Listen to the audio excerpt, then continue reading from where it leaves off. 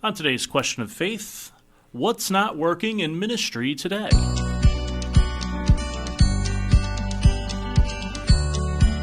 Hey everybody, this is Question of Faith. I am Deacon Mike Hayes. I am the Young Adult Ministry Director here in the Diocese of Cleveland. And I'm Father Damian Ference, the Vicar for Evangelization. And I'm Dr. Matthew Carey Jordan, the Vice President of Academic Affairs at Borromeo Seminary and St. Seminary and Graduate School of Theology. And welcome aboard, Dr. Jordan. Thank you very much for having me. I'm very excited to be here. New guy in town. That's right, yeah. A long-time listener, first-time guest. Yeah, not in town necessarily. That's right. But new guy at the seminary, yeah. New guy at the seminary. We're recording this in mid-September, and I just started working for the diocese on July 1st of this year. Mm-hmm. So very much still kind of figuring things out, getting my feet wet and all that stuff. Tell us your role. What are you doing exactly? So my official title is Vice President of Academic Affairs. And broadly speaking, what that means is that as things continue to evolve at the seminary, I'll be the person who has responsibility for the different degree programs that we offer. I think most people are aware that we have a seminary here in Cleveland, and of course that the men who are discerning the priesthood are studying for a graduate degree. They all earn a Master of Divinity degree. Some of them also earn a Master of Theology degree, and that's a program that's open to lay people as well. Mm-hmm. We also have the Doctor of Ministry program, in which Deacon Mike here is a participant. Yes. And we have the master's degree in diaconal ministry as well. More broadly, though, I expect that as things move along, we're going to be trying to offer more and more programs that speak to the intellectual formation of Catholics in Cleveland, without necessarily leading directly toward a degree. You know, we want to be a resource for people, whether they're clergy or lay people, who are interested in thinking more deeply about what it means to be a Catholic in the 21st century, to be more formed in their minds in the image of Christ. And our hope is that we'll be able to offer new kinds of programs and things to speak to that need. Cool. And where did you come from? So I'm originally from Northeast Ohio. I was born in Shaker Heights, and I grew up in Hudson. And then I had a kind of pretty radical religious conversion as a kid. I didn't grow up Catholic. I was sort of culturally Christian. And as a freshman at Ohio University, I got really interested in questions of faith, to borrow from the podcast title. And I became a very serious evangelical. I thought that I might end up as a pastor of a church, wound up instead pursuing a career in higher education. I went on for graduate study in philosophy and wound up as a professor for a few years, then was working in administration. Much of that time I was in Alabama. I spent about 8 years in Montgomery, Alabama as a philosophy professor. Roll Tide.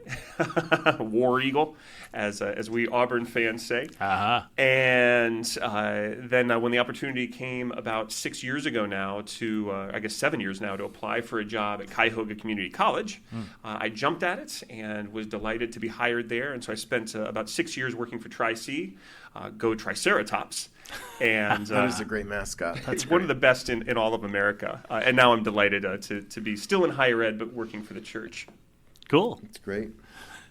While you were at Tri-C, you actually helped me put together the possibility of bringing Everything That Rises Must Converge to town, and they're going to be at Tri-C, this live Flannery O'Connor story, October 4th and 5th, right? Yes. That's very exciting. Thanks for the reminder about that. I need to get my tickets. Yeah, you do. So I'm just writing actually Mary's helping me. We're writing all the deans of the English departments and all the Catholic colleges and all the Catholic high schools around this week, so it'll be cool. Excellent. But, yeah. And I'm reminded about a year ago, you and I had a great conversation on a podcast I was hosting for Tri-C. Right. So if people are interested in hearing Father Ference on Flannery O'Connor, look up More Human Damian Ference, and I think you'll find that conversation we had on the Hillbilly Thomist. Yeah, check it out. Nice. We'll throw that in the show notes along with Everything Must Rises Must Converge and how you can get tickets for that. It's going to be a cool production. I was really excited to be able to get that ball rolling last spring. Yeah, and it's going to be Rome, New York, Houston, Raleigh, Cleveland. I mean, it's a lot of places, so it'll be cool.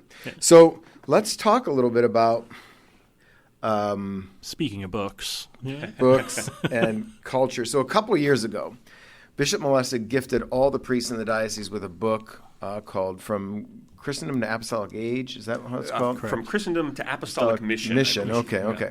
And it was written, we think the primary author is Monsignor James Shea, but it's a team effort.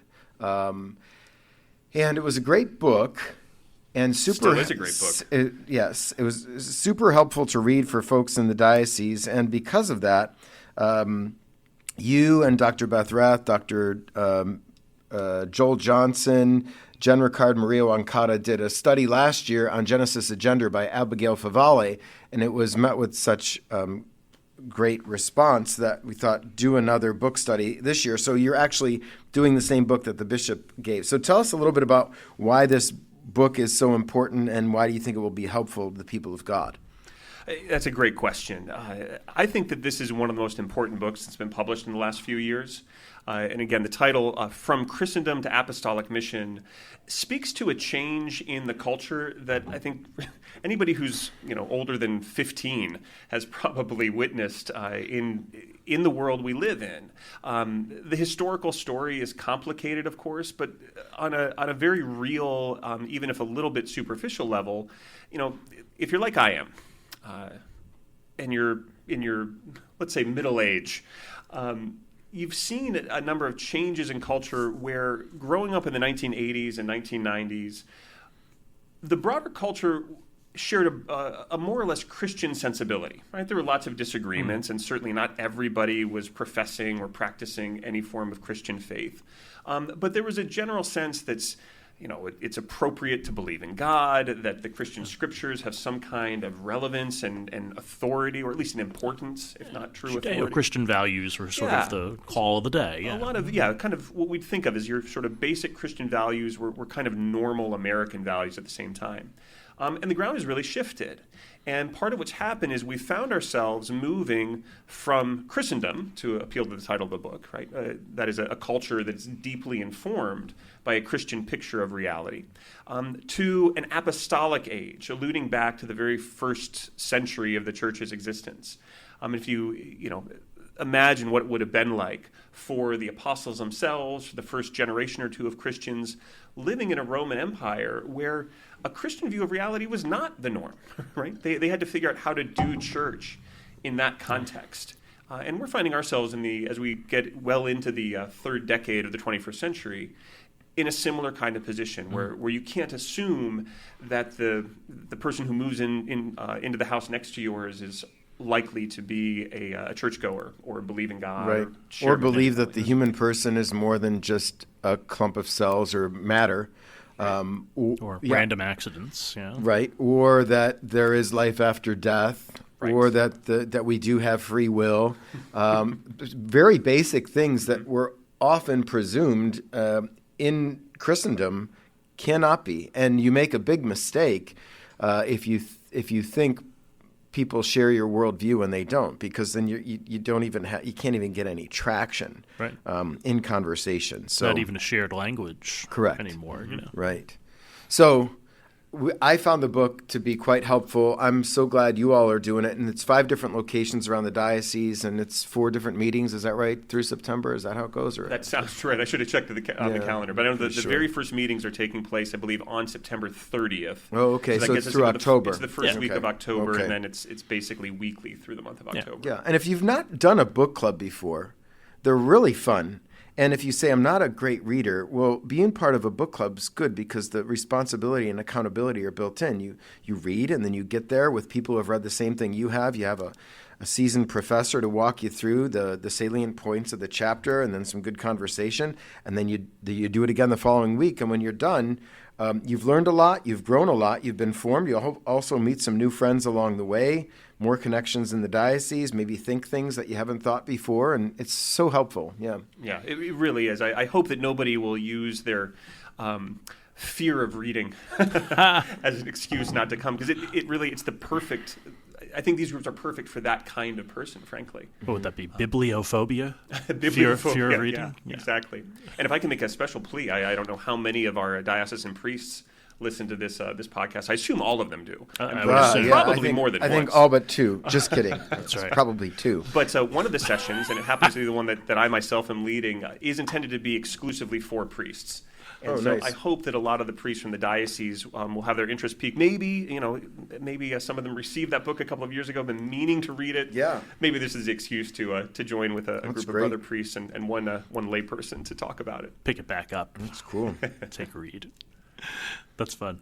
Yeah, I mean, it sort of reflects my experience on campus for many years, and probably yours at Tri-C too. You know, it's like I used to say that when the campus ministry office would be open, I would say, a few people will find us. The ones who said, "Oh yeah, I have to find where the campus ministry office is," but that's a very small percentage. It's an increasingly small percentage, and I'm glad you brought that up, Deacon, because I mean, I'm reminded, and this is a good illustration of the shift from Christendom to apostolic mission.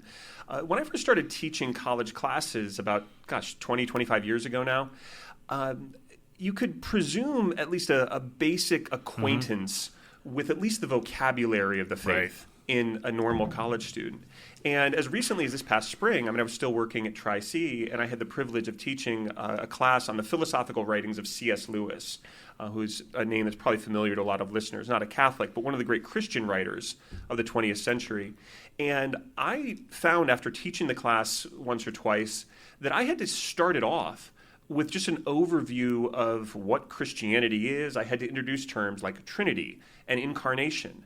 And a significant percentage, I think the last class I taught, a majority of the students found that language completely unfamiliar. They simply didn't know what was meant by saying that Christians believe in the incarnation. And that's a really good, I think, illustration of how the cultural dynamics have changed and how we need to think about changing the way we minister in America today. Right. We have people who are ranging from, well, I don't mind religion. It's fine. Not be all or end all, but it's fine. I'll do it if I need to or when I want to even mild hostility toward religion. And sometimes more than mild, I can say from experience. Yes, I can also, yes. And then, and then maybe even just people who've had an experience and just voted out. Like I've been part of this, but I don't want to be part of this anymore. But, part of what's exciting, Deacon, is that it's uncharted waters for a lot of people. That's right. So suddenly, for those of us who are, middle-aged and older, we find ourselves for the first time now like offering something that's kind of new and fresh.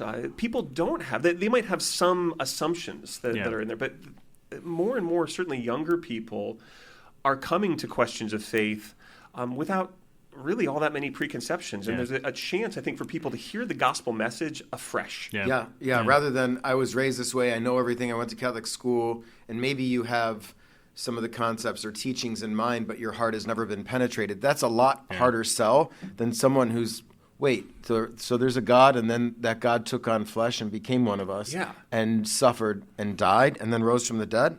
Yeah. Oh, that's very interesting. Yeah, you start to discover this is an extraordinary thing that we believe in. Right. It's the greatest story ever told, right? Yeah. So. We used to say all the time, it's not that people have been disaffected from the church, it's that they haven't been affected by the church to begin with. And there's some beauty in that, right? There it's like we don't have to break down any baggage at this point. Now we could just kind of present things. Amen and yea verily. I mean, there's a lot of doom and gloom out there among certainly people who are concerned about the direction of the culture, and I understand that, and I think there are reasons to be concerned, certainly from a Catholic point of view. But let's not forget that there's some room for real optimism here. Look at that first century church, and it started with 12 guys, right? And look what happened. And maybe we can be a part of a similar kind of renewal and revival in our time and at our place in history. So tell me a little bit about the book study. Like, what are you hoping to cut? I mean, obviously the book, but what kind of things do you talk about throughout this thing? Where you great question. I mean, the book itself helps us to orient ourselves to the way the culture has changed and to have a sense for the sorts of assumptions that people bring to the table as contemporary Americans, and help us to think. And I hope what we'll be able to do with it is to think creatively, and again in a sort of fresh and new way about what does it mean for us, and I mean us in the broadest sense as Catholics here. What does it mean for us to minister effectively in Northeast Ohio in the 2020s, the 2030s, and beyond? Whether one is a priest or a layperson, whether someone is working for a parish or has, what we call a real job. Well, it sounds cool. It sounds like there'll be a lot of fun to kind of engage with the book in that way. And we had to read this over the summer again for me, since we read it as a staff as well for the doctor ministry program. So my cohort's going to be sitting, and we've actually been doing this a lot in class already, is, kind of saying, well, in the book it says this, now how does that apply to Paul's letters, and how does that apply to here? And so we're moving all around with it, so it should be fun. Philosophy is the art of making helpful distinctions, and I just find that distinction between Christendom and apostolic age, if people can understand it, it becomes so helpful, and especially in the work that Dr. Jordan's doing at the seminary, because it's lay ecclesial ministry, Borromeo, St. Mary's, the diaconate offices there, continuing, ongoing formation. If one doesn't understand the shift that has taken place, you can have all the intention, great intention in the world, and good information and good doctrine, and be totally ineffective. Yes. So it really is important to understand where the culture is and how to read it and how to engage it, and that each age has its own way of being engaged. Yes. And what may have worked even 20 years ago may not work today. The same truth is always at work, and the same Jesus is like the same yesterday, today, and forever. But presenting him, it's helpful to know how, as Aristotle would say, that which is received according to the mode of the receiver. So how do people understand things? How have they experienced things? How do you enter in? I'm always looking, where's my traction? How am I going to find a way in to this conversation? And I think this book study is super helpful in doing that. I hope so. I mean, if I can piggyback on that really quickly, there's a great model for this in the Scriptures. In the book of Acts, which lays out those early years of the church, and especially the missionary work done by Saints Peter and Paul. In Acts chapter 17, St. Paul goes to Greece, right? And if you read this part of the Bible, you'll find for a couple of chapters, St. Paul keeps going to cities that have a large Jewish population. And every time he goes to a synagogue, and when he engages with his fellow Jews, he argues from the Scriptures, because he recognizes that's the shared territory, that's the common ground. Mosaic law, has this fit in? Yeah.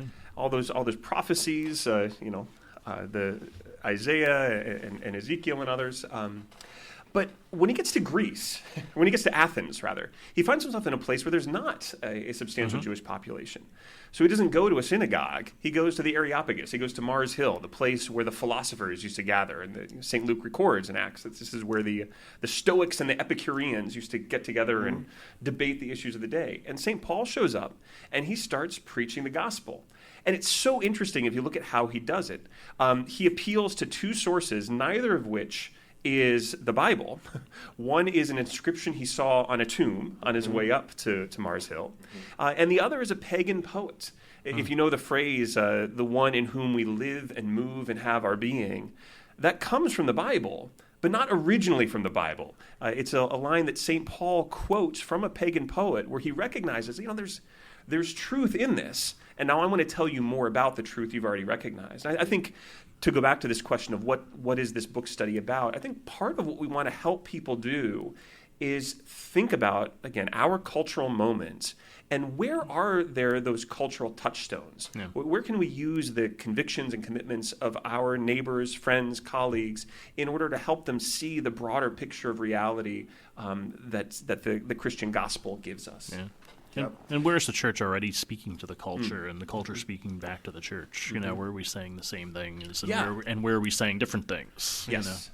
I think, too, noticing Paul preparing to preach at the Areopagus, did his cultural research on the way there. Yeah. He was looking, where's my traction? Where are my roads in? Because he knew the gospel, and he's trying to figure out, how do I speak in such a way where this will affect the hearts of my hearers? And not everybody, some were like, oh, we'll listen to you tomorrow. But he did win over some converts in that way. Some of them laughed at him, right? The Bible records that, too. Which is fine.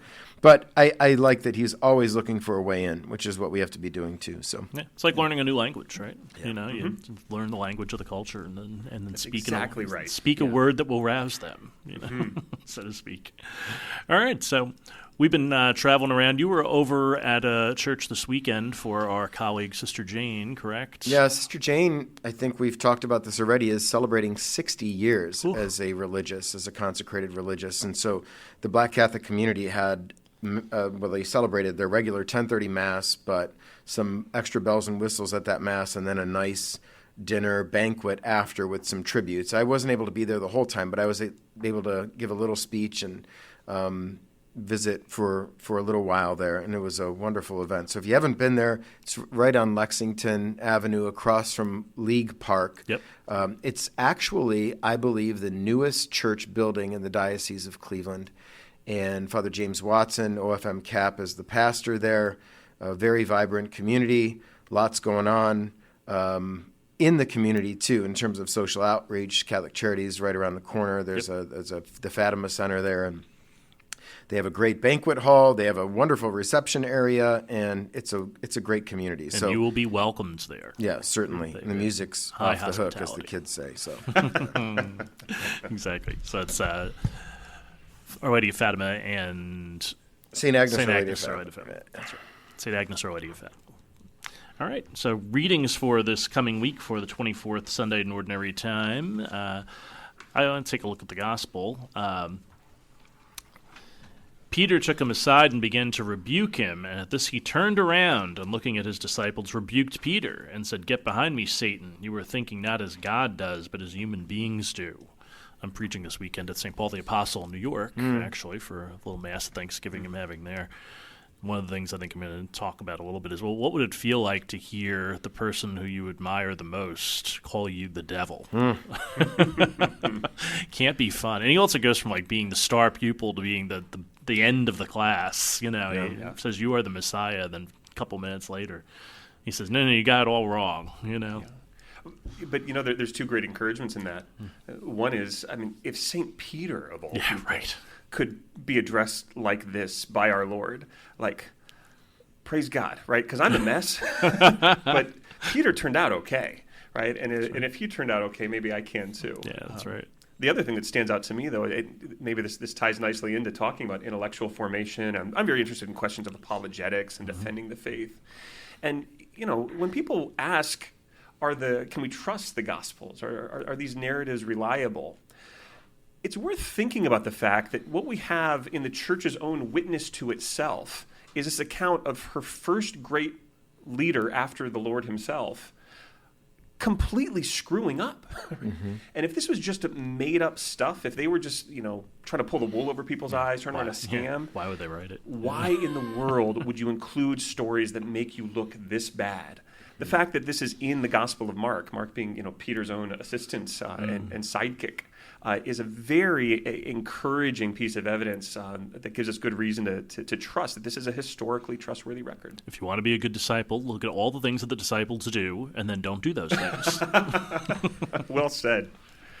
The first reading puts the Gospel in context, because the first reading is from Isaiah, and it's about the suffering servant, kind of predicting, I gave my back to those who beat me, cheeks to those who plucked my beard. So here in the Gospel then, Peter acknowledges he's the Messiah, and then Jesus is like, all right, cool. Now, guess what? The Son of Man's going to have to suffer, and so he's going to embody that what Isaiah said is going to be true. And that's what Peter doesn't like, because, wait, if you're going to be the Lord, you shouldn't have to suffer. And Jesus is showing him, look, the way to life is through death. It's through suffering, and not only for Jesus himself, but Peter's going to have to learn that lesson with his own life, as he will hand his life over. So I think with my preaching this weekend, I'm going to go with suffering, because if you've lived long enough, you've experienced it. And if you haven't, you will. There's no escaping it in this fallen world.